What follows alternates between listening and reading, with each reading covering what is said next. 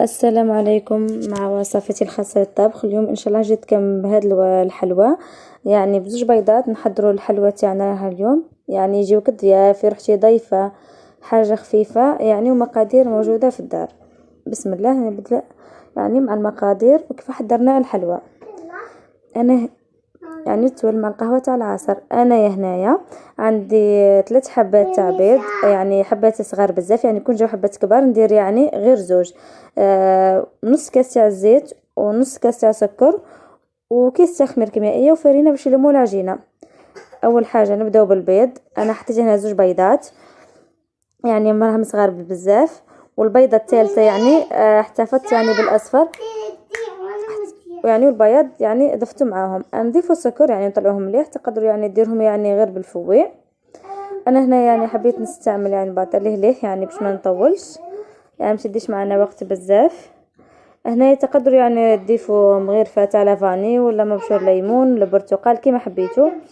نضيفوا هنايا الفرينه ونزيدوا نضيفوا عليها الكاس تاع الخميره الكيميائيه، نضيفوهم مليح يعني غير بالمغرفه، نخلطوهم مليح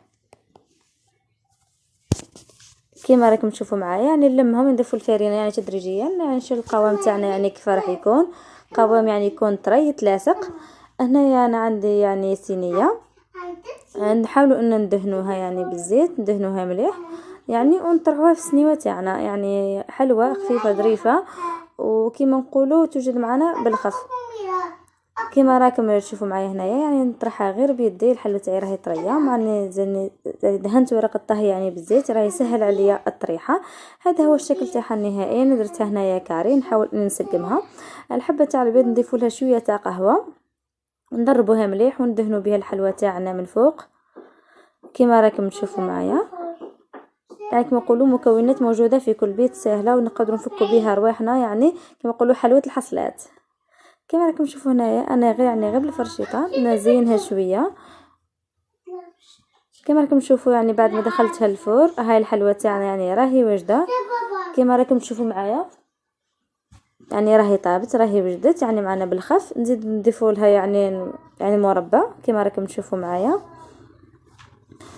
يعني ندهنوها مليح، يعني خليها تبرد شويه وندهنوها، مع انه يعني يشرب. يعني تقدروا تضيفوا لها رشه تاع كاوكاو يعني مرحي ولا جلجلان كيما تحبوا، يعني الاختيار يرجع ليكم كيما راكم تشوفوا معايا. ومن بعد يعني نقصوها. انا هنا نحب نحي الحواشي وحديهم، يعني بعد ما نكونوا دهناها وخليناها يعني كما نقولوا حكمت شويه، يعني الله يبارك راهي طابت تحمرت يعني راهي الشهي وحديها. انا هنا نخليها تبرد شويه ومن بعد نقص الحواشي كامل، يعني ندير الشكل تاعها يعني كما نقولوا كاري يعني مربع كما راكم تشوفوا معايا. يعني رانا نقصوا بها يعني غير طريه ما شاء الله. يعني كما راكم تشوفوا معايا ان شاء الله يا ربي تنال اعجابكم الوصفه تاعنا تاع نهار اليوم.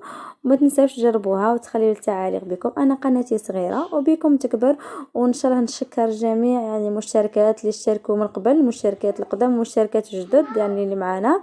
نتمنى كما نقولوا انكم تحفزوني باش ان شاء الله يا ربي يقدرني ونحط لكم يعني وصفات واحده اخرى. يعني بعد ما قطعنا الحلوى تاعنا كما نقولوا انا درتها مربعات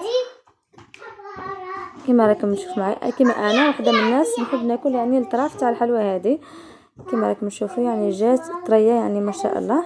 الصوره راهي واضحه قدامكم.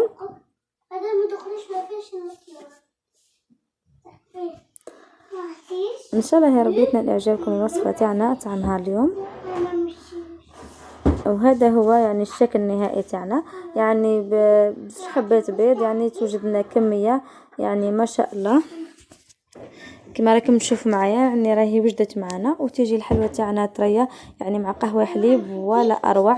يعني حتى المعجون ديريه من فوق يعني راه ينشف يعني كما نقول ما يقعدش لاصق ويعطينا بنه يعني ما شاء الله الحلوى ديالنا. مع السلامه ان شاء الله ومع وصفه جديده والى الملتقى.